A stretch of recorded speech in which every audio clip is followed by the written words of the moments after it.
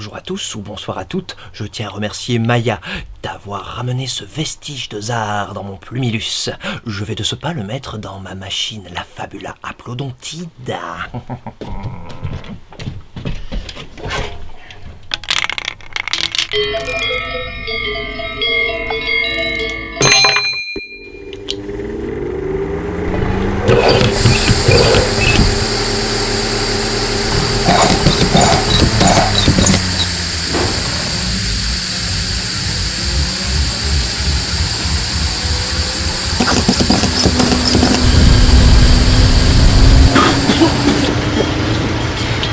Oui, bon, ça va prendre un peu de temps, mais dans pas longtemps, je vais pouvoir vous constituer un magnifique reportage sur le capitaine Léo Barbazar, un des plus illustres personnages du monde de Zar. Il faut Capitaine, savoir... doucement capitaine, on avait prévu d'abord une présentation de vous-même, parce que les gens ils comprennent rien. Oui, c'est vrai. Alors, eh bien, je suis né pendant la rebouture... Capitaine, la rebouture, personne connaît. Zar non plus d'ailleurs. Oui, mais j'y viens. Alors, attends, mon Zar, la rebouture, Ah oui, j'ai construit moi-même mon propre embarcazar, le Plumilus, dans mon petit jardin à grande cité. Ah oui, heureusement que je vous ai aidé, sinon vous seriez encore dans votre jardin à vous écraser les doigts avec votre marteau. Oui, merci Manuel, merci. Où en étais-je? Ah oui, mon embarcazar, le Plumilus. Du coup, j'ai commencé à faire des voyages entre Zar et la Terre. Personne ne sait ce que c'est Zar, capitaine. Ok, Zar. Eh bien, Zar.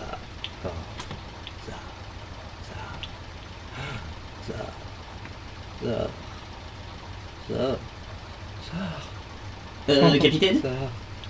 décrivez-nous un peu ce monde, capitaine. Oui, tout à fait, pardon. Eh bien, Zar, en gros, c'est un univers magique où tout ce que vous pouvez imaginer à Zar est possible. Par exemple, vous demandez quelle heure il est, pouf, une plante se met à pousser, se transforme en horloge et vous la donne. Vous pouvez aussi, malheureusement, être blessé, mais des oiseaux viennent se poser sur vous, vous gazouillent à l'oreille et soignent vos blessures. Il y a également des nénuphars qui rebondissent, des villes qui s'envolent vers le haut sans s'arrêter, et également plein de navires volants où l'on peut chasser la méduse de nuages à l'épuisette. Ça me manque un peu, capitaine. Oh, moi aussi. Non, c'est vrai que c'est bien la Terre, mais c'est tout de même un peu... C'est carré, quoi, ici, ça rigole pas. Bon, et du coup, pour nous rappeler de Zar, quoi de mieux que de parler d'un de ses plus illustres, immenses et magnifiques personnages. Oh, vous me flattez, capitaine. Mais non, je parle pas de toi, Mani. Je veux bien entendu parler du célébrissime... Gérard Grosse-Tête. Qui? Quoi? Hein? Hein?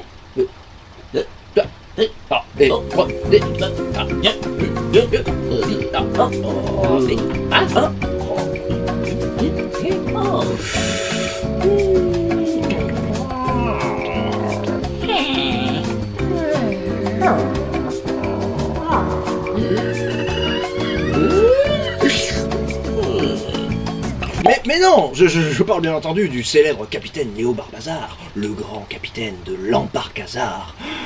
C'est un peu mon idole. Ah oui. Mais il faut savoir que le capitaine Léo Barbazar a connu toutes les grandes périodes de Zar. Il a traversé moult aventures et affronté tant d'ennemis.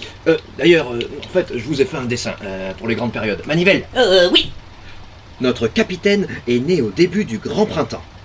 Avant cela, il y a eu les âges de l'après-terre et les âges de la terre, avec l'invention de la musique et l'apparition de la matière. Donc, Barbazar grandit pendant le Grand Printemps.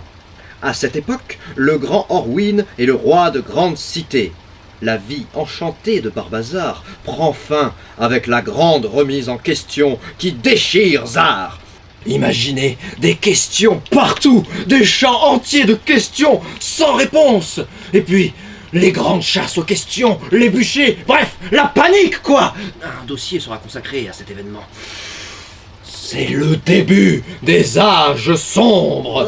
J'ai peur, capitaine. Oui, c'est le moment où le capitaine Léo Barbazar est tué et l'embarcazar brûlé. Et puis ensuite...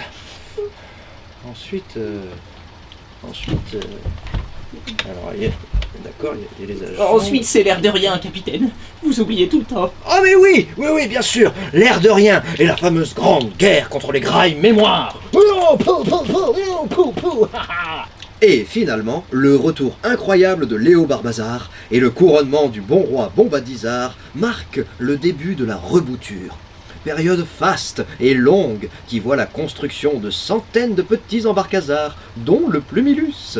Cette période est agitée par des troubles et se termine avec l'ouverture de nombreux passages pour le monde terrestre.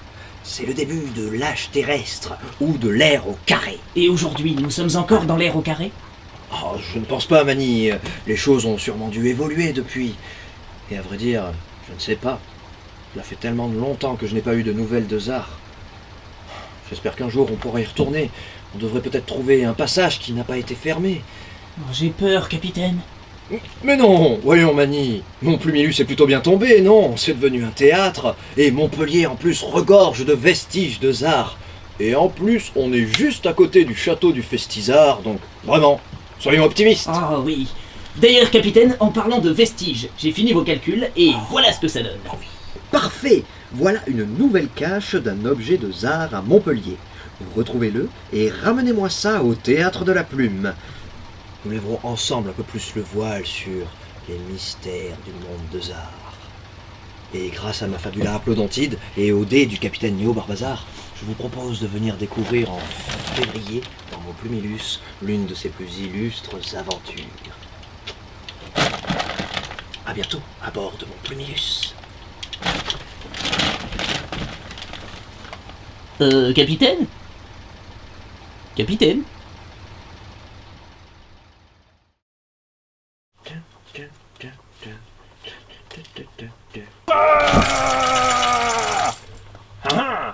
J'ai volé ton nez.